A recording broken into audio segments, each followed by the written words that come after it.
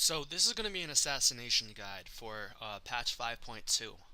Assassination Rogue is what I'm going to be covering for you today.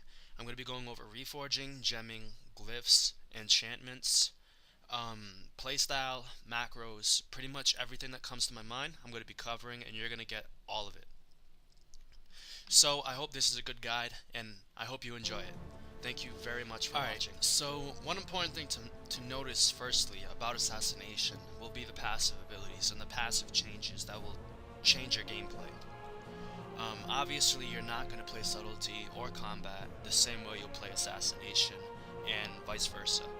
None of these specs are the same, and at the same time they're not completely different, but there are a lot of mechanics that are. So I'm going to note a few of our passives, and these are going to change your gameplay. So we're going to start with,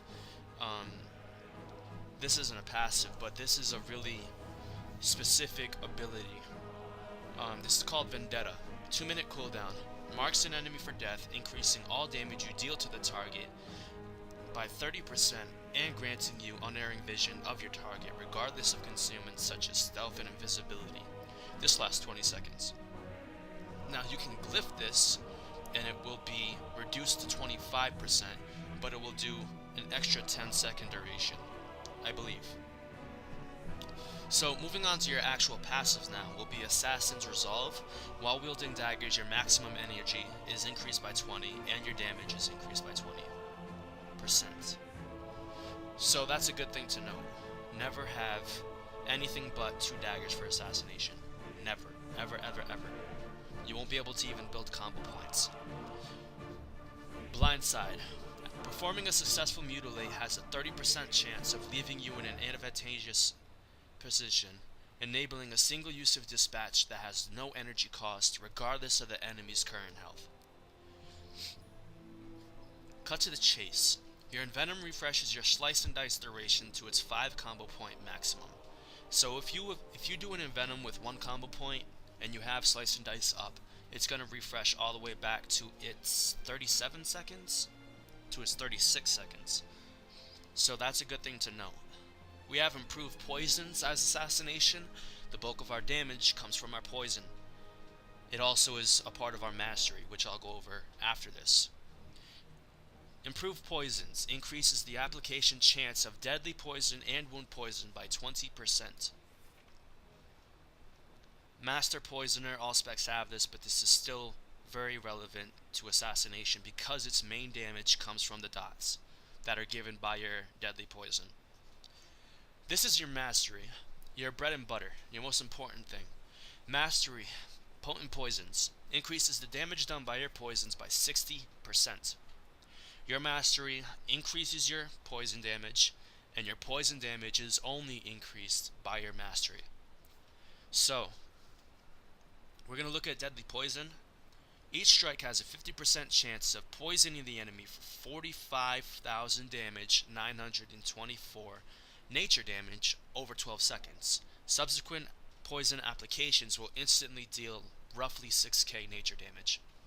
So what this means is every time you use the Shiv ability, you deal 25% of your weapon damage, you dispel an enrage effect, and apply a concentrated form of your active non-lethal poison. Now, this doesn't correspond to your deadly poison, and what it does correspond to is whether or not you have things like paralytic poison, leeching poison, mind numbing. You shouldn't really use cripple because you have a passive that comes with your 4-set bonus for PvP gear, so you shouldn't be using cripple poison. But every time you shiv, you'll be dealing additional nature damage, and it will apply more of your offhand damage, offhand poison rather. So those are your passives. Our last few passives will be Seal Fate. When you critically strike with a single target melee attack that generates combo points, you gain an additional combo point on your target. Meaning a critical strike mutilate will give you another combo point. A critical strike blindside will give you another combo point. Very good stuff, very effective. And our last is going to be our second most important in my opinion. Venomous Wounds. Each time your Rupture or Garrett deals damage to an enemy that you have poisoned, you have a 75% chance to deal almost 9k additional nature damage and to regain 10 energy. Garrett will not trigger this effect again if the enemy is also afflicted by your Rupture. If an enemy dies while afflicted by your Rupture, you gain energy proportional to the remaining Rupture duration. In English, what this means is that 1. You can get Garrett or Rupture on every single target around you, and you can get huge energy regain. You will technically be similar to an adrenaline rush. And that's the amount of energy that you'll be regaining as long as you have Rupture or Garrett on multiple targets. Now, the people who know about this, I see them making the mistake of Garretting, getting points, and then using Rupture. This will not work. They do not stack. Alright? But I'm going to show you what I mean when I say you can get Adrenaline and Rush similar energy regain. Energy is just insane. Adrenaline Rush is a trademark ability to combat. And without it, I think combat would be shitty. But anyway, so I'm going to show you guys what this means. Alright, so here we go. I'm going to start on these 3 dummies. I'm going to work on my Rupturing. I'm going to open on this guy, switch to this guy, go to him, then go to him, and go to him. I'm going to afflict all 5 of these targets with my Rupture or Garrett, and I'm going to show you guys the type of energy regen that's possible. So I'm going to Garrett him. Just put up a slice and dice. Rupture on him. Rupture on him.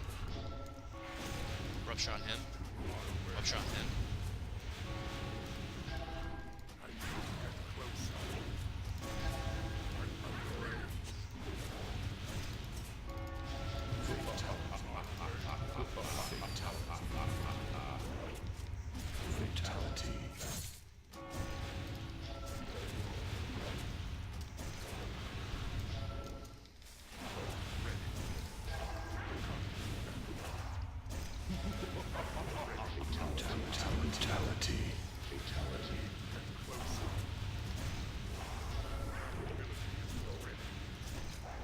So you see that. You see the type of energy. You see these, 10 energy ticks coming up constantly. And they're going to keep coming until the Ruptures wear off on all my dummies. So you see all that energy. It's starting to wear off though, but you see all of it. I've had my ticks coming up very frequently. And this is the point of Assassination. They dot everything and then they kill the lowest target with Dispatch. It's technically an execute. It's very effective, very damaging, and when it procs, you do instant large burst of damage. This is the point of Assassination. There is no burst outside of when the target gets below 35%. You try to Rupture everything, you get your energy rolling, and you sit on a target with your Vendetta, Shadow Blades, Burst Trinket. So that's the playstyle, and that's the mentality. You don't tend to sit on a target until you get your Rupture rolling on an entire group. Not usually, because it's very hard to get them down without energy.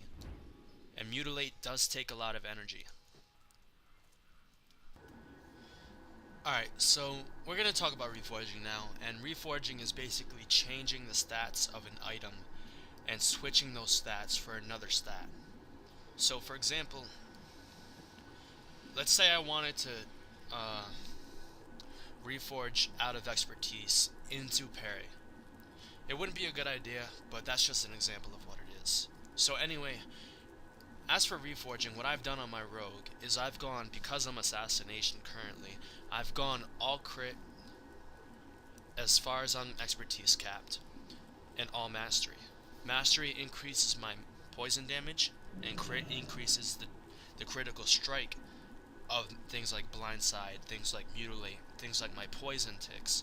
So I mean, these are very enjoyable stats for me, and I feel like haste isn't beneficial enough, because I remember being reforged all haste after I went from combat to Assassination, and my energy regen was only 10.89 or something like that. Very minuscule change, very useless change. I don't like haste. End of story. For my sub Rogue, however, I do like haste, but that's not relevant here. So ultimately, I reforged everything to crit and mastery as long as I'm within my expertise. Your expertise should be about 6 point something, so that you can't be parried at all by a caster ever, because that's embarrassing. But there is no way to stop parries from rogues, parries from melees. There's no way to do that. You can't do that. So it's gonna happen sometimes. And as a rogue, you want to be behind your target anyway, regardless of the spec. So I mean, I think that's just the best idea. Stay behind your target. You don't get parried. Basically, pretty easy. As for gemming, I went with a lot of hybrid gems. I'd say I have a ton of hybrid gems. I don't have a lot of PvP power. I do have, however, 66% resil. 65.62. If we rounded that up, it's 66. So I have a lot of resilience, and I'm an RBGer. So I do rated battlegrounds. I'm currently 1800. What this means is that as a rogue in a BG, you're able to get tunneled a lot. So you don't want to go all powered, because you just get blown the fuck away. You wouldn't have any type of defense. So a lot of resil is good pretty much for every class. I have a lot of hybrid gems. I have a lot of half agi, half resil, and things like that. You'll see it here, and I'll throw my armory in the link in the description so you can see what I'm working with. But yeah, I pretty much reforged everything from hit, haste, all that shit. I reforged it all into crit and mastery, as well as being expertise capped. And that's the most important part. Be expertise capped. You don't want to miss finishing moves. That sucks so bad. Don't let it happen. Alright, so an important part to playing a rogue and any other class is having macros for that class and for that spec. So I'm going to show you guys my macros now. For sub, these are sub predominantly, but I have tricks of the trade macro. This is my tricks of the trade macro for when I'm doing arena. This will target the first person in my party, and it will cast Tricks of the Trade without me having to toggle on their name. And I won't have to click them and press Tricks of the Trade. I'll just press E, and I'll trigger it to my first person in the party. Same thing for the second person in my party. So as for macros, I'm going to link you guys to a website where you'll find pretty much all the macros that you'll need for your Subtlety Rogue, for your Assassination Rogue, and for your Combat Rogue. But a popular macro that I have, which is pretty useful, I have two of these macros that are similar. This is my Recoup Slice and Dice. What this does is if I have combo points,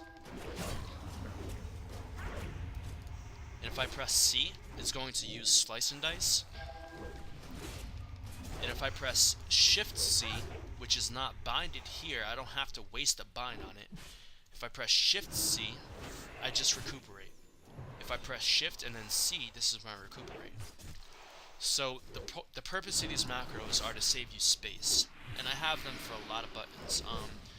I have them for my Shadow Dance. I have them for Vanish and Cloak, which is number 6. If I press 6, I just cloak, and if I press Shift 6, I vanish. Again, I don't have to waste more space.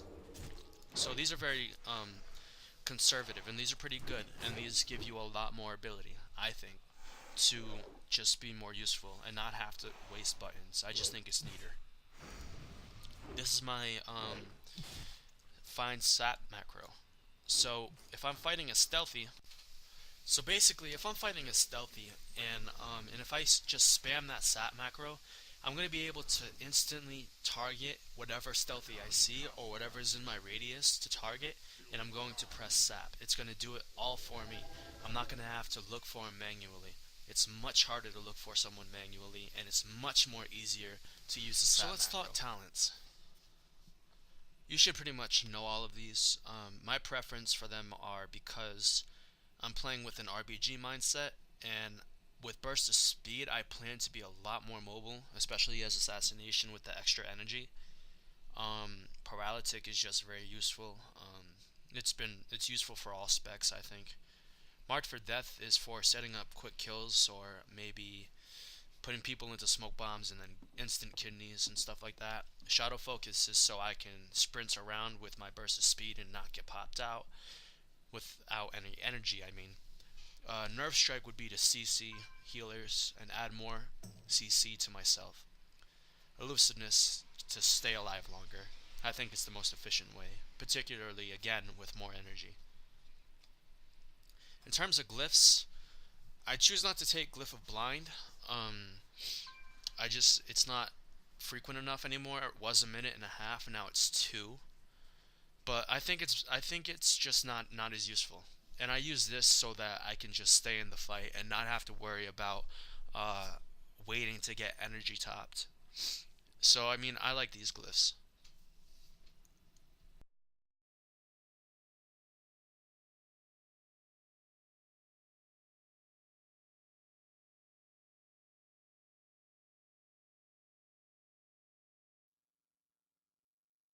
No, I know that I can make you stay, but where's your heart? But where's your heart? But where's your... I know there's nothing I can say to change that part.